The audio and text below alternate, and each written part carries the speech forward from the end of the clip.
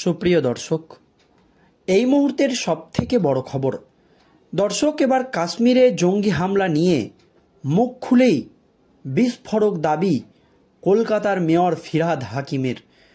আর ফিরহাদ হাকিমের এই মন্তব্যকে নিয়ে গোটা রাজ্য রাজনীতি একেবারে সরগরম হয়ে উঠেছে। দর্শক, আপনারা জানেন পহেলগাঁয়ে জঙ্গি হামলায় কমপক্ষে ২৬ জনের মৃত্যু হয়েছে বলে খবর পাওয়া যাচ্ছে। সংবাদ সংস্থা পিটিআইয়ের প্রতিবেদনে জানানো হয়েছে যে ২৬ জনের মৃত্যু হয়েছে, তাদের মধ্যে অধিকাংশই পর্যটক। বিস্তারিতভাবে কিছু না জানা গেলেও এক উচ্চপদস্থ কর্তা জানিয়েছেন যে মৃতদের মধ্যে ২ জন বিদেশি এবং ২ জন স্থানীয় বাসিন্দা আছেন। যদিও ঠিক কতজনের প্রাণহানি হয়েছে তা নিয়ে সরকারিভাবে এখনও পর্যন্ত কিছু জানানো হয়নি।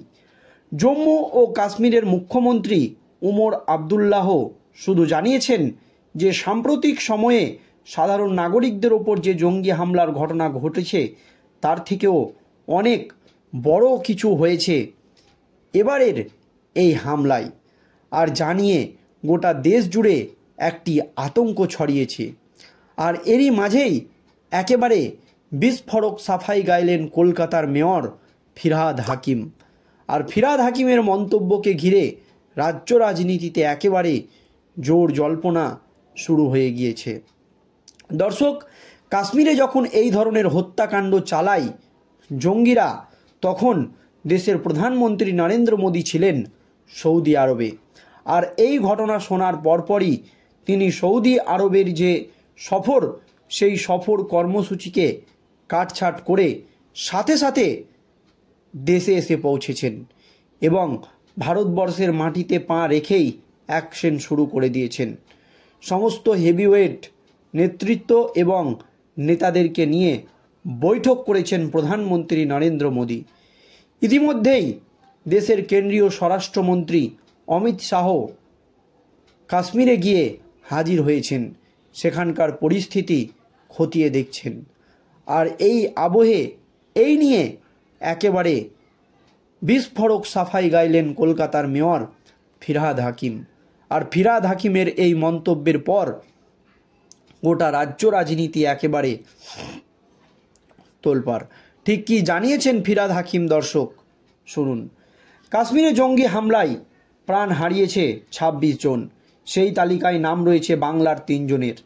নিহতদের নাম সমীর গুহ, বিতান অধিকারী ও মনীষ রঞ্জন মিশ্র। ইতিমধ্যেই কলকাতার পাটুলি নিবাসী বিতানের স্ত্রীর সঙ্গে কথা বলেছেন মুখ্যমন্ত্রী মমতা বন্দ্যোপাধ্যায়। আর এবার সমীরের বেহালার বাড়িতে হঠাৎই উপস্থিত হয়েছিলেন রাজ্যের মেয়র তথা পৌরমন্ত্রী ফিরহাদ হাকিম। কাশ্মীরের হেলগাঁয়ে জঙ্গি হামলার ঘটনায় বর্তমানে উত্তাল গোটা দেশ। সাধারণ মানুষ থেকে তারকা শোক প্রকাশ করছেন সকলেই। আর তখনই কাশ্মীরের ঘটনা নিয়ে কলকাতার মেয়র ফিরহাদ হাকিম মুখ খুলেই যা মন্তব্য করলেন, তাতে করে গোটা রাজ্য রাজনীতিতে একেবারে তোলপাড় ফেলে দিয়েছেন তিনি। মঙ্গলবার রাতেই সরকারিভাবে মৃতদের তালিকা প্রকাশ করা হয়েছিল। সেখানে দেখা যায় জঙ্গিদের গুলিতে প্রাণ গিয়েছে এই দেশের একাধিক রাজ্যের বাসিন্দাদের। পশ্চিমবঙ্গ, উড়িষ্যা থেকে শুরু করে মহারাষ্ট্র, হরিয়ানার বাসিন্দাদের নাম রয়েছে মৃতদের তালিকায়। আর সেই সঙ্গে আরব আমিরশাহী ও নেপালের ২ জন বিদেশিকেও নাকি খুন করেছে জঙ্গিরা। ভূস্বর্গে জঙ্গি হামলায় প্রাণ হারানো ব্যক্তিদের মধ্যে পশ্চিমবঙ্গের সমীর, বিতান ও মনীষ রঞ্জনের নামও রয়েছেন। এর মধ্যে সমীর ও বিতানের বাড়ি কলকাতায়। অন্যদিকে মনীষ রঞ্জন ছিলেন পুরুলিয়ার বাসিন্দা। জানা যাচ্ছে নিহত মনীষ রঞ্জন কর্মসূত্রে একজন আইবি আধিকারিক ছিলেন। সপরিবারে তিনি হায়দ্রাবাদে থাকতেন বলে সূত্রের খবর। জঙ্গি হামলায় প্রাণ হারানো বিতানের স্ত্রী সোহিনী অধিকারীর সঙ্গে ইতিমধ্যেই কথা বলেছেন মুখ্যমন্ত্রী। ব্যক্তিগতভাবে তার পাশে থাকার আশ্বাস দিয়েছেন মুখ্যমন্ত্রী মমতা ব্যানার্জি। অন্যদিকে সমীরের বেহালার বাড়িতে তার পরিবারের সঙ্গে কথা বলতে গিয়েছিলেন ফিরহাদ হাকিম এর পরপরই সংবাদ মাধ্যমের মুখোমুখি হয়ে বিস্ফোরক মন্তব্য করেন কলকাতার মেয়র ফিরহাদ হাকিম। এটা কাপুরুষের মতো কাজ। কেন্দ্রকেও এদিন নিশানা করেন রাজ্যের পৌরমন্ত্রী।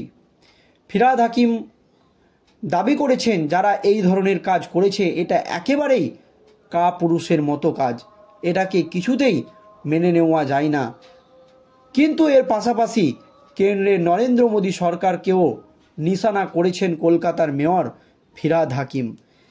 তিনি বলেছেন যে 370 ধারা বিলুপ্ত হওয়ার পর কেন্দ্রের নরেন্দ্র মোদী সরকার দাবি করেছিলেন যে কাশ্মীর শান্ত হয়ে উঠেছে, কাশ্মীরে আর কোনো ধরনের ঝামেলা হয় না, কাশ্মীর একেবারে শান্ত পরিবেশের মধ্যে দিয়ে কাশ্মীরের সাধারণ মানুষ জীবনযাপন করছে। তাহলে এইটা কোন ধরনের ঘটনা?